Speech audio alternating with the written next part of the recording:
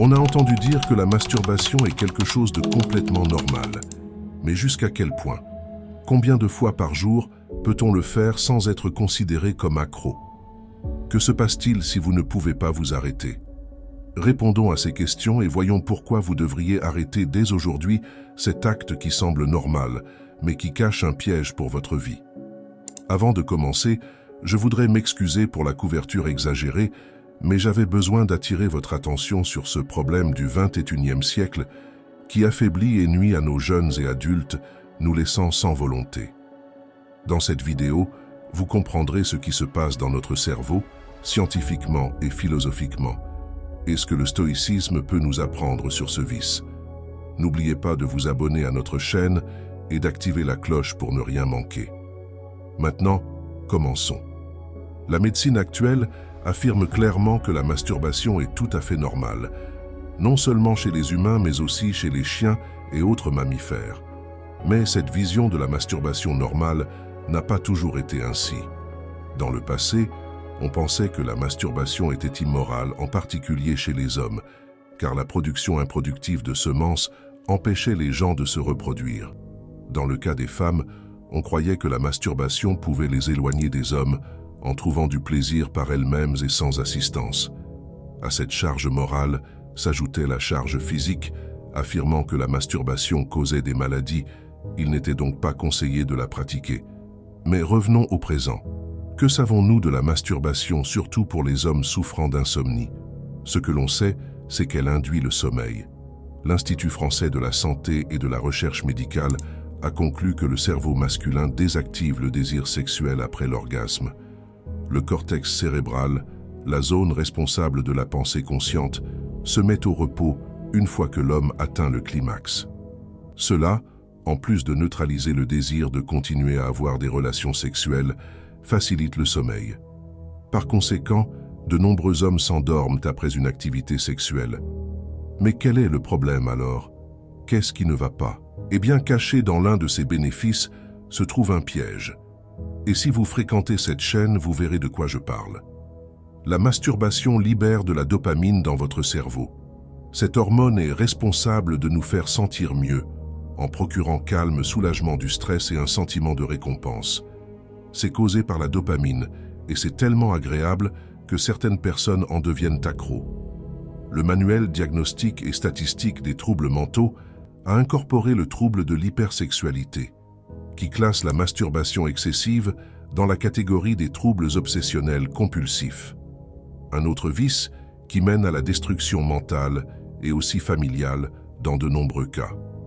Vous ne pourrez pas vous contrôler et vous deviendrez esclave de vous-même, victime d'un manque de contrôle, cherchant ainsi des relations avec des prostituées, le sexe avec plusieurs personnes et, comme nous l'avons vu dans une vidéo précédente, la consommation excessive de pornographie. Voici comment un cerveau saturé de dopamine trouve du plaisir. Faites attention, la dépendance à la masturbation vient des produits chimiques libérés dans le cerveau. Et à mesure que notre cerveau s'adapte à cette libération, il ressent le besoin de trouver continuellement les codes qui ont généré la stimulation. Votre cerveau commencera à demander de plus en plus de dopamine pour atteindre le même plaisir qu'il avait la première fois, vous obligeant à toujours chercher comment vous masturber à nouveau.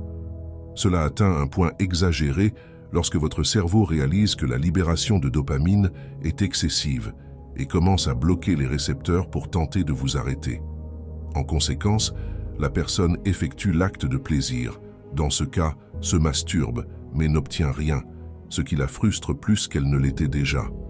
Se masturber excessivement pour satisfaire cette faim de plaisir est exactement ce qu'un fumeur qui ne s'arrête jamais fait, ou quelqu'un qui mange du chocolat jusqu'à vomir, ou même un alcoolique. À ce stade, vous devez vous demander quel est le rapport avec le stoïcisme. Les stoïciens Sénèque, Marc Aurèle et Panétius de Rhodes, maîtres du contrôle de soi et de la sagesse, ont abordé la question du plaisir et de la luxure sous un angle unique. À partir des mots d'Épicure aux pensées intimes de Sénèque, ils ont exploré les profondeurs des passions humaines, un héritage qui continue de nous captiver. Pour les stoïciens, la masturbation n'était pas seulement une quête de satisfaction charnelle, mais une opportunité d'explorer les limites du corps et de l'esprit. Ils la voyaient comme un exercice de conscience de soi et un chemin vers la vraie liberté. Dans leur philosophie, la maîtrise des passions et plaisirs mondains était une conquête qui élevait l'esprit humain. Épicure affirmait que ce ne sont pas les nuits de plaisir, mais le contrôle de soi qui distingue un homme bon.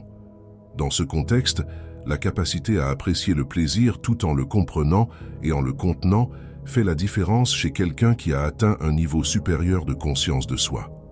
Au lieu d'être esclaves de nos désirs, nous devons en être les maîtres. Comme le rappelle Sénèque avec sa perspective philosophique, la réflexion stoïque sur la masturbation ne consiste pas simplement à la répression, mais à une compréhension profonde et à une maîtrise de soi. Cela se traduit par la capacité à orienter nos émotions vers un voyage de découverte de soi consciente. Elle réside non seulement dans la satisfaction momentanée, mais dans la compréhension, l'acceptation et l'embrassement de nos inclinations les plus profondes.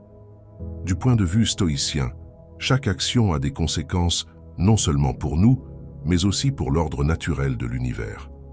Lorsque nous cédons à nos désirs les plus intenses, comme dans le cas de la masturbation incontrôlée, nous perdons cette connexion harmonieuse avec la nature, si valorisée par les stoïciens. Nous devenons prisonniers de nos désirs, nous éloignant de la véritable sérénité intérieure. La masturbation compulsive peut déclencher un tourbillon émotionnel en nous, où la culpabilité, la honte et l'insatisfaction deviennent des compagnons constants. Les stoïciens nous enseignent à contrôler nos émotions intenses grâce à l'introspection et à l'autorégulation. En affrontant consciemment nos émotions, nous apprenons à les gérer de manière saine et constructive. Cependant, les stoïciens nous encouragent à trouver la paix intérieure en nous-mêmes. La vraie satisfaction réside dans notre maîtrise de soi et notre capacité à trouver la joie dans ce qui est simple et vertueux. Permettez-moi de partager une histoire personnelle inspirante. Je connais quelqu'un qui avait l'habitude de lutter contre la masturbation compulsive, cherchant un refuge momentané et du plaisir, mais faisant face à une tempête émotionnelle après chaque acte. En s'immergeant dans les enseignements stoïciens et en pratiquant le contrôle de soi et l'autorégulation, cette personne a vécu une transformation profonde. Elle a appris à affronter ses désirs et émotions consciemment, trouvant la vraie joie dans la maîtrise de soi. Elle vit maintenant une vie de paix intérieure et d'authenticité, libre de l'esclavage des désirs momentanés. La vraie satisfaction vient de vivre en accord avec nos principes et valeurs les plus profonds. Lorsque nous cédons aux désirs fugaces, nous perdons de vue ce que nous valorisons vraiment dans la vie. La masturbation compulsive peut nous éloigner de nos objectifs les plus nobles et nous écarter du vrai bonheur trouvé dans la vertu et la paix intérieure.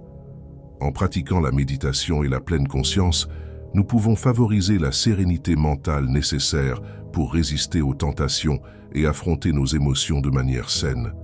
Cette compulsion devient un obstacle à la sérénité mentale, nous entraînant dans des regrets et nous éloignant de la paix trouvée dans le contrôle de soi et la modération. Mon ami, que fais-tu de ta vie? Penses-tu que rester assis à la maison, regarder ces vidéos et prendre du plaisir avec tes mains peut te rendre confiant, réussir? Et penses-tu qu'après avoir gaspillé ton temps et ton énergie sur ces bêtises, tu peux attirer des femmes? Ou si tu es une femme, penses-tu que tu peux attirer des hommes? Non, jamais.